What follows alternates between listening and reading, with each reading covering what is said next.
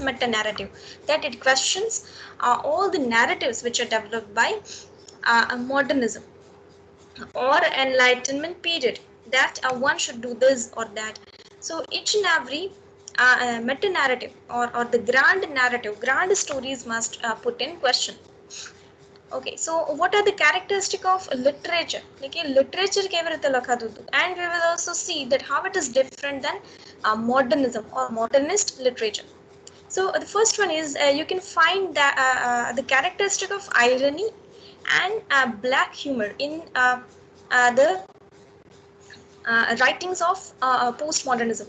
Now, uh, the postmodernist writers used to write very serious situation in a comic way. For example, Waiting for Godot, which is an existentialist text, but you find that it is also a comedy. So even when it was first performed, you find that people laughed a lot on the situation, but it doesn't mean that it is comedy only, but it is talking about existential philosophy, which is very serious. So mostly postmodern fiction is about black humor. So each and every serious situation is, yes, dark comedy ने आ બે એક જ કે અલગ અલગ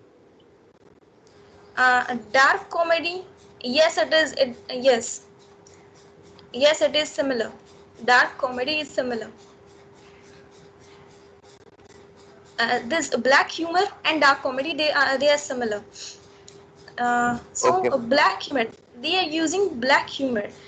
For example, Joseph Heller's Catch 22, in which you find that it is talking about this. Catch 22 is a name of a novel. This novel has a setting of World War, I think second. So it has a setting of World War II. Now you can imagine that if the novel is talking about this World War situation, तो एक इतनी serious situation है. But in this as well, it is creating a humorous situation, and it is also talking about the character that they are not happy to go. એટલે કે એ લોકોને વોરમાં જવું ગમતું નથી. They are forced to go and fight, and that's why it is creating irony. કે આપણે હંમેશા nationalismની કે patriotismની વાત કરતા હોય, but have you ever imagined the situation that who are going there to fight?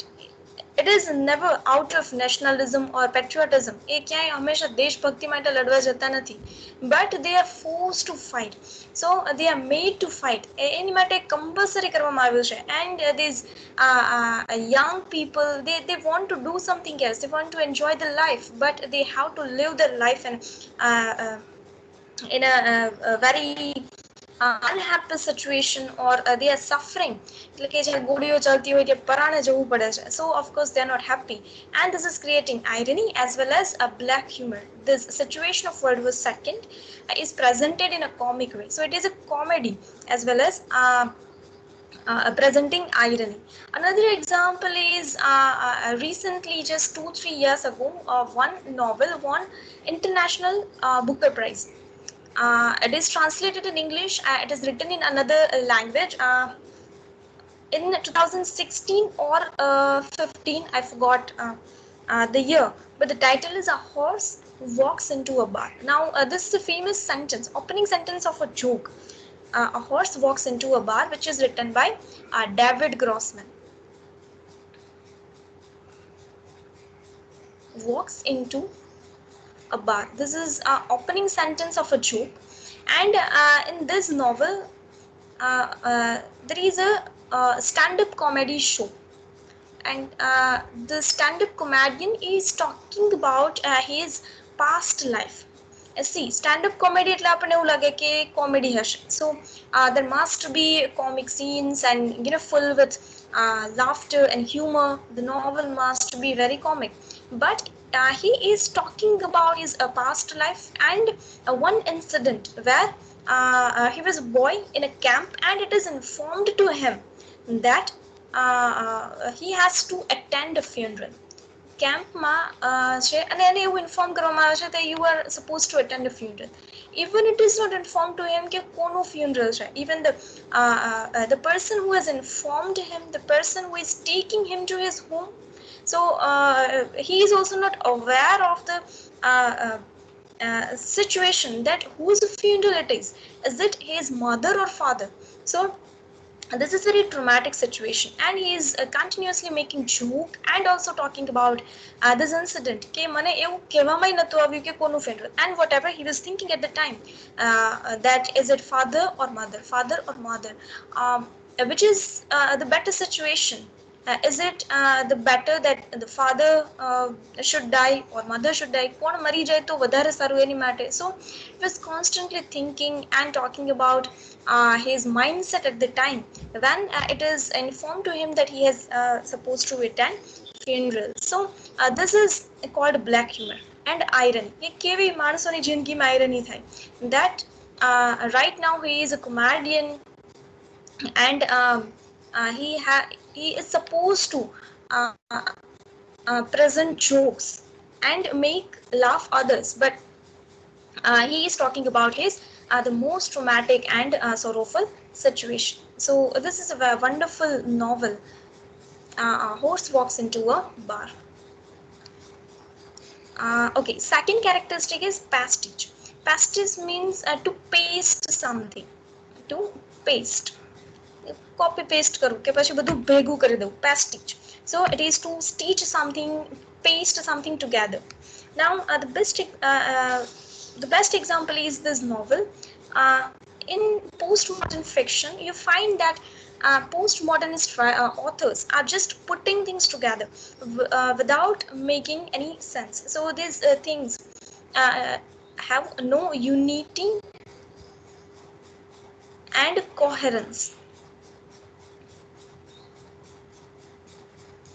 No unity or coherence. એમાં કોઈ પણ જાતની યુનિટી કે કોહેરન્સ હોતું નથી. Sometimes you find that this how this modernist fiction and postmodernist fictions are different. For example, we have studied the poem The Wasteland, in which you find that it is written in 5 acts which are totally different than each other, but still it is trying to connect each part with other. So there is a kind of a theme, a universal theme which is present in the novel. The theme of death and rebirth, the theme of this impotency and fertility. So one thing is present in each 5 parts. એટલે કે એવી રીતે આ theme છે, the linking is the character tyresia, which remains present in each and every fragment, each and every part. કે ક્યાંક ને ક્યાંક coherence કે unity છે in modern fiction, modern poetry, but here in this postmodern fiction there is no unity. Even authors are not claiming that there is any unity or structure in the novels or whatever they have created. So you find that there is one example. It is B.S. Johnson's novel The Unfortunates. It is the title The Unfortunates. Now this is very interesting novel. So if you order it, જો તમે આ મગાવો છો, ખરીદો છો, you find that you will receive a box. This is a box. You will receive a box in which there are scripts. Scripts means there are parts, fragments, and 2 chapters are named like last and first. First and the last chapters છે એવું લખેલું છે, first and last. And બીજા જે chapters છે એમ છે. There are I think 27 chapters. First and last are named. First and last are written in sequence. Written means they have title first and last, and others are without title. So you can start your reading from any chapter. બીજા જે 25 chapters are, they are without title, they are without sequence. So the this novel is known as book in a box. Book in a box. So it is a box, not a paperback or cover. So it is book without binding. It is without binding. Binding નથી આ એમનેમ આપવામાં આવે. So even if you are purchasing it, then you will receive this box, and then different chapters are there without binding. Binding કરેલા વગર ખાલી ભેગા કરીને આપી દીધા છે. So you can start your reading from anywhere. So this how it is pastiche. without any coherence and unity, and there is no particular end and beginning. This you can also notice in the drama Waiting for Godot. It is written in 2 chapters. There is mere repetition. It is said about the play that you can also write the third act, which will be very much similar to first two. Like એક અને બે act છે તો તમે ત્રીજો પણ લખી શકો છો. Any time you can also continue writing all these acts because there is no difference between these two acts, and this how you can continue writing the third one. તો ત્રીજો એક્ટ પણ લખી શકાય અને એ પણ એની જેવો જ હોય અને ચોથો પણ લખી શકાય. So this how there is no unity and coherence. So everything is just put together without any coherence and proper structure. Okay, the third characteristic is intertextuality. Intertextuality means the relationship between one text to another. It means that if it is a novel, let us take an example of any novel, then there is a connection, there is a reference in the novel about another novel or about another authors. It's not just a reference, but to know the text you have to understand, you have to know the another referent text as well. Like reference એટલો ગાઢ હોય અને it is interwoven in such a manner that you have to refer that particular text as well. So it is known as intertextuality. So it is about the relationship between one text and another, or one text within the interwoven fabric of literary history. For example, there is one novel, Flaubert's Parrot. Flaubert, Gustave Flaubert was a name of is a name of an author. एक author નું નામ છે Flaubert. So this novel is written, Flaubert's Parrot is written by Julian Barnes. So in this novel you have to know about Gustave Flaubert the author, as well as his texts which he has written, like Madame Bovary. Madame Bovary is written by Gustave Flaubert. So you need to know about that text as well. So it is known as intertextuality. So there is a connection between two texts, like this Flaubert's Parrot, which is written by Julian Barnes, which has a reference about Flaubert the author, as well as his text Madame Bovary, and also one story which is written by Flaubert. So this how it is referring to other texts. So it is called intertextuality. So this how postmodernist texts are making reference to other texts which are already written in literary history. The second one, this is very important characteristic of postmodern fiction. The first one is unreliable narrative and fragmentation of we have seen that this modernist fiction has also this fragmentation, this characteristic, that they are putting it in a fragments. And unreliable narrator himself is telling that I am, how much he or she is unreliable. You cannot rely on the narrative, that is he telling truth or lie.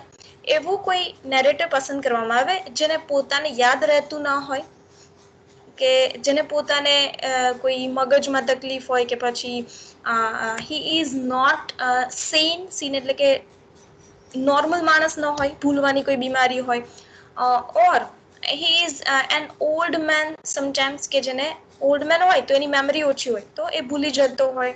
So this way the narrator is selected in such a way that whatever he is telling is we cannot rely on that narrating, because he himself is unreliable. એ શું કહે છે, જે કહે છે story, એની ઉપર આપણે પૂરેપૂરો ભરોસો કરી શકીએ નહીં. That's how this unreliable narrator is putting a reader or making reader to question everything in a question, or to we have to ask questions throughout our reading, because we cannot rely that this narrator is right or wrong, કે આ જે કહે છે સાચું કે ખોટું, કેમ કે આ પોતાને જ ભૂલવાની બીમારી છે. So one example is the novel The Sense of an Ending, which is written by Julia Burns again. So this is wonderful novel which also won Man Booker Prize in 2011. So this novel begins with the line, मतलब पहली जो line શું છે, I remember, in no particular order. So he himself is telling કે મને બહુ sequence માં યાદ રહેતું નથી. And then he states some of the statements which are very much different. This fragmentation, how this characteristic is used in this postmodernist novel, that you can also understand. A shiny inner wrist, just a sentence. Steam rising from a wet sink. Gouts of circling a plug hole. A river rushing nonsensically upstream. Another river, broad and grey, the direction of its flow disguised by a stiff and exciting surface. Bath water long gone cold behind a locked door. So you will find that all these statements, all these lines are not connected with each other. કોઈ પણ connection નથી. You find that પેલા shiny wrist યાદ આવે છે, પછી steam rising from a wet sink માંથી steam નીકળતી હોય એવું કંઈક યાદ આવે છે. Gouts of sperm circling a plug hole. River ને પછી river આવી ગઈ. So this how he has put everything in fragments which are not connected to each other, and because he wants to say that this is how I remember. It means that he is not remember anything in a particular order. So this is a prime feature, prime element of postmodern fiction, that everything is not structured, because it doesn't claim કોઈ વસ્તુને structure હોય, coherence હોય, order હોય, એવું કોઈ claim નથી કરતો. Because the world is like this, you're not going to remember anything in a sequence. You cannot remember. This is the reality, this is the real thing. એ વસ્તુ કબૂલી લેવાની છે. So they are not claiming for coherence and structure. Even at the end of this para, he is telling this last isn't something I actually show, but what you end up remembering isn't always the same as what you have witnessed. So this is very wonderful sentence. What you end up remembering isn't always the same as what you have witnessed. તમે જે witness કરેલું છે, what you have witnessed isn't the same what you remember. So there is a gap between your remembrance and what you have witnessed. So you may have witnessed something, but your memory is very much partial, so you don't remember everything in a sequence, in order, and all the things which you have witnessed. So these lines are making you aware and remaining and trying to tell you that remain conscious throughout reading this text, because this narrator is not telling us whatever he has witnessed. He is just trying to tell the thing which he remember. અને માણસને યાદ તો કેટલું રહે, જરૂરી નથી કે બધું યાદ રહે. Sometimes we are mixing everything. Our memory is fallible. That's why we are mixing facts with fiction. So we are just telling stories when we are telling something, whatever we have witnessed. So whenever we are telling that this is how I remember, of course it is not the real one. It is not what we have witnessed. We are not telling something original. So this how the narrators are always unreliable, and they are trying to tell that don't rely on us. This is not the real one. We are also fallible. Our memories are fallible, so don't rely. Whatever you are reading, remain conscious that you are reading fiction. And second one, hybridity. Hybridity means mixture of something. Postmodern fiction is about blurring the boundaries of different disciplines like biography, literary criticism. Mostly we used to read everything differently. Biography તો કે અલગ વાંચવાની, કોઈની વિશે. Autobiography, we read it differently. Even fiction, we read it differently. Section જ અલગ હોય. When you go in library, you will find that all the sections are different. Biography નું section shelf અલગ છે. ફિક્શનનું નોવેલ છે તો એનું સેક્શન અલગ છે. Even there is a different section of literary criticism, as well as different section of history. So all these sections are totally different than each other. બધા એક ભેગા એક સાથે મૂકેલા નથી. But this a feature of postmodernist fiction. Postmodernist fiction is blurring the boundaries between all these different types of disciplines. Now it is putting together, it is mixing fiction and criticism, biography and fiction. So when you are reading a text, you will get confused. Is it a fiction? Is it a biography? Is it literary critical text, or is it a history? તમે કોઈ વાંચો છો, for example, when you are reading Flaubert's Perrault, you will get confused. Is it a biography written about Flaubert, Gustave Flaubert, the author, or is it just a fiction about some other fictional character? So you will get confused because there is a mixing of two or more disciplines. So there is one a novel written by Stephen King. The title is Misery. The novel's title is Misery. It is mixing fiction as well as detective fiction, horror fiction, and this creative fiction. So this how they are blurring the boundaries કે અલગ અલગ compartment પડવાની જરૂર નથી. There is a mixture of each and every discipline. Often they use to write hybrid texts. There is an element of magic realism. Magic realism is a type of a term as well as one of the elements which are used by postmodern fiction. It is this magic realism means in this magic realist novel there is an introduction, or they are introducing the fantastic or impossible elements into a narrative that is that it seems real or normal. So there is a mixture of magical elements, and it is in such a way mixed that it seems very much real and normal. એટલે એકદમ જુદું જ ન લાગે. એની જેમ જે magic છે અથવા તો એવું કોઈ એલિમેન્ટ છે, ફેન્ટસીનું એલિમેન્ટ છે, મિક્સ કરી દેવામાં આવે. So there is a mixture of fantasy, and it is mixed in something while portraying reality or history. So this kind of feature you can find in the text by Salman Rushdie. Now this Midnight Children also won Booker Prize, and this Midnight Children is considered as the best text by Salman Rushdie.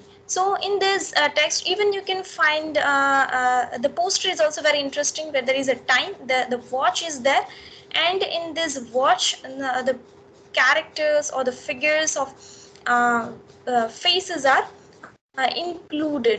So in Midnight Children, it is about some historical event which is like historical event of our partition, I mean India-Pakistan partition, how India got freedom, as well as the war between the freedom fighting movement of Bangladesh and Pakistan. So this how too many historical events are narrated in the text, and you will feel as if you are reading history, but the element of fantasy is mixed. So the character, the central character Salim Sinai, is having some magical powers, and not only him, but there are many other characters. They are known as Midnight Children because they are born at the midnight of the freedom, when India got freedom, 15th August. So they born at the midnight, 15th August. That's why they are known as Midnight Children. So they all are having magical power. Often after studying this text, many students used to ask, is there any midnight's child, or is these Midnight Children a real story? So this how facts are mixed with fantasy. And in a novel, as I said, that there are many characters who are having magical powers. Like the Salim Sinai is having power of telepathy, so that he can listen many sounds. Other character Parvati is a witch. He sorry, she can transform anyone, she can just make someone invisible. So these type of magical powers are there, but except this, it is narrating the history of many historical event which is connected to India, Pakistan, Bangladesh, like this. So this is called the technique of magic realism. Now it is used by many postmodernist authors. As we have studied this simulacra and simulation, the theory or the concept by Baudrillard, you can best apply it to the film Matrix. You may have seen the film. Even in the film, there is the reference of the book. There is one scene where the central character Neo is holding, is opening the book Simulacra and Simulation, which is written by Baudrillard. So Matrix is considered as best example of simulacra or hyper reality. If you have seen the film, you can understand that this is talking about the representation, or it is telling that the world is not real. You cannot differentiate between the real and the representational artificial world. There is one dialogue spoken by one of the characters, this Morphew, this one, and this is Neo. How do we know that what we experience is real? What is the real? How do you define the real? The real is simply electrical signals interpreted by your brain. So they are uh, trying to put questions on the reality, which we think as reality. And so whatever we consider as real, so it is putting a question that how can you know that the world in which we are living is real. So this is mere representation which is created by someone. If you think that everything is all right, right now we are getting too many messages of remaining positive, everything is all right, there are no, I mean, you should not panic, this how you should not bother the government, or you should remain positive about the pandemic as well. So the reality is constructed, this how a positivity or positive reality, they are trying to uh, construct positive reality, but it is not. One should of course panic, one should question the government that why there are too many people dying, or what are the arrangements government is doing. So they are trying to construct reality that everything is okay, you don't need to uh, panic, but you don't need to question, that's what they are putting. But one should be a skeptic, one should be doubtful about uh, the thing which we consider as real, the thing one is considering as real. So this is the best example of Matrix. You will find a number of articles written about the film and connecting the book or the concept of simulacra and the film Matrix. So this is best presented. This is the best example of this techno culture and hyperreality. In postmodern fiction, you can find this. There are many novels written with this concept of hyperreality, presenting the representation of something instead of original one, or telling that this is just a copy of something and not the original. As well as there are many novels talking about the techno culture, that we are living in the world which is surrounded by information and technology. There is one film, I think Hacked, which is telling that how we are hacked um, uh, between these techno culture, or between these third eye, which is camera. Wherever we go, there is someone watching us, marking us whatever we do. So this is the third eye, it's not a god, but it is camera who is watching us. So novels are referencing these type of techno culture, like this 1984 is the best example, one of the early example of this techno culture. The novel which represents it is also called a cyberpunk fiction. where there is a reference of technoculture. You can take example of Chetan Bhagat's novel One Night at Call Center. So it is referring, it is having the setting of call center and how this they all are surrounded with technology. Then this is the last topic today, that it is metafiction.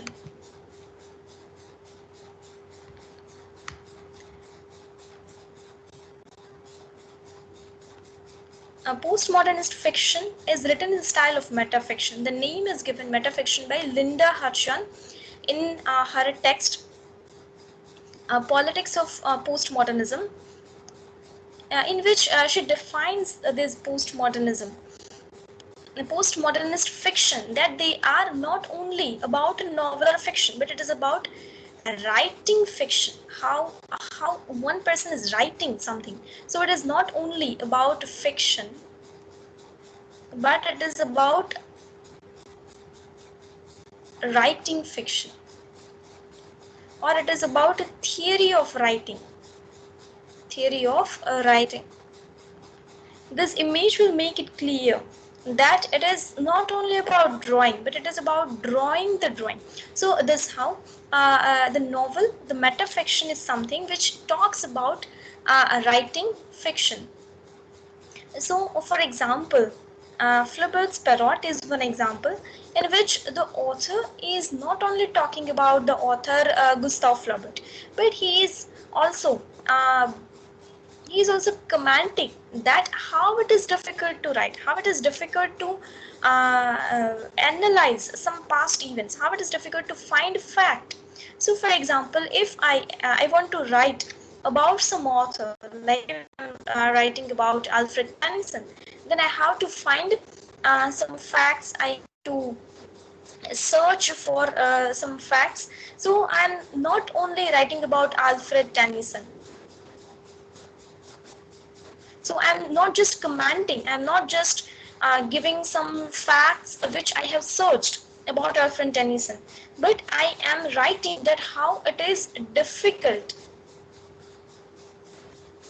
to find a fact, as well as to write those facts, to write something, because it is always incomplete. કેમ કે ઘણી વસ્તુ એવું છે કે જે મળતી જ નથી, ઘણી વસ્તુ એવી છે કે જ્યાં વચ્ચે ગેપ છે, જે ઇન્ફોર્મેશન છે એ ફીલ થતું નથી. So mostly it is about the incompleteness or inadequacies of writing, that when we claim that this is something historical fact, આપણે એવું કહીએ ને historical fact છે, આ તો સાચું જ છે. So it is putting question that is it real? Because to write something about the past is that much difficult. You are writing at the time, you find that language can have multiple meanings, and your meaning will be distorted, as well as you are not able to get the fact. તમને કોઈએ ખાલી ઊંધી જતી story કીધી હોય and you are just narrating it.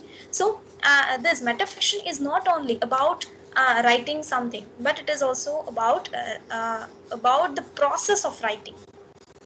This is that's why it is called metafiction.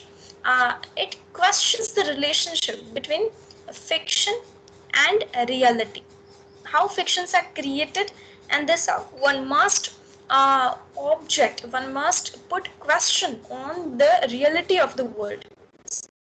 It is saying that the world is also fiction, it was fictionality.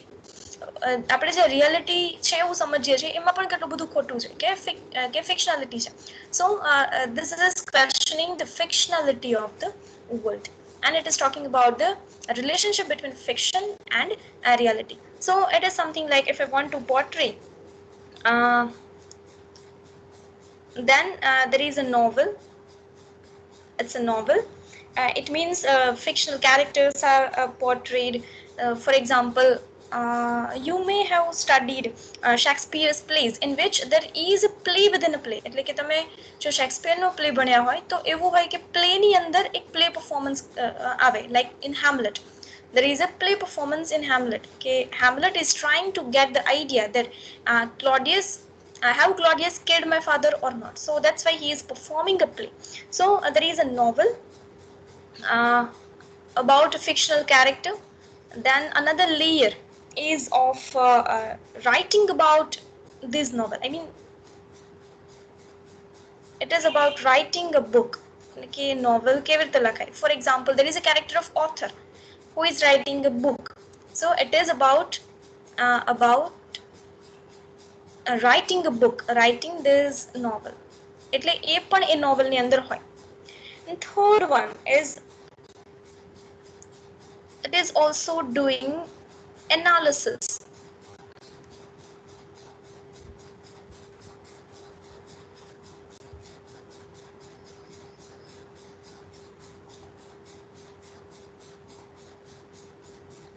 Analysis by a writer.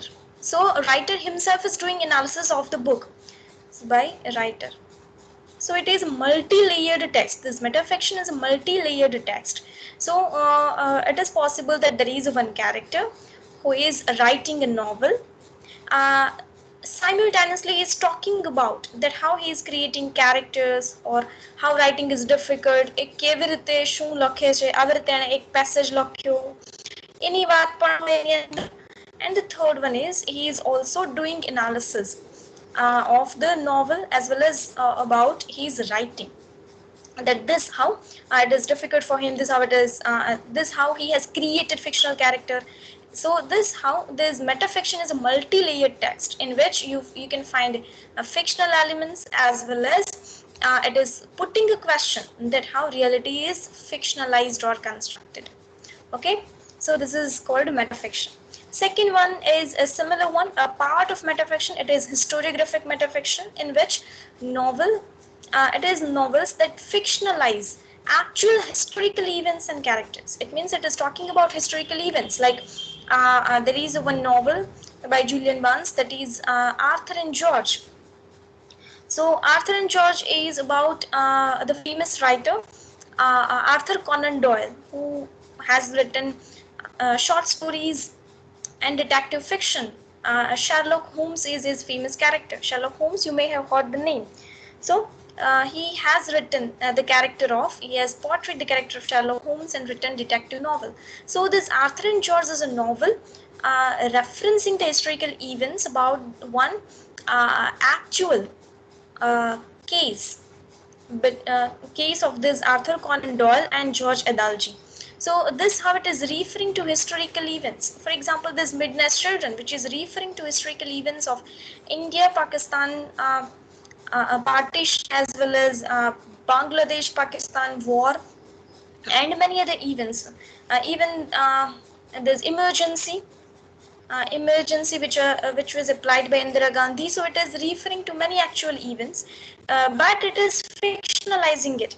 And what they are doing is they are putting fictional character, and with their point of view, this historical events are viewed, and it is also explained that these events can't be narrated in a similar way. એટલે કે આનું એક જ representation છે historyમાં કરેલું છે એવી જ રીતે થઈ શકે એવું possible નથી. So there can be multiple narration, multiple narratives of the same historical event.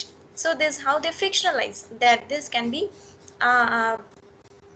part of the novel.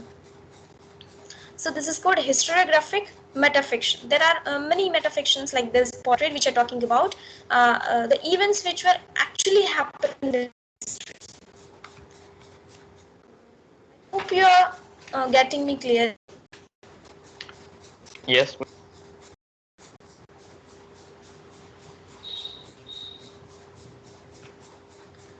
Okay, any question from your side?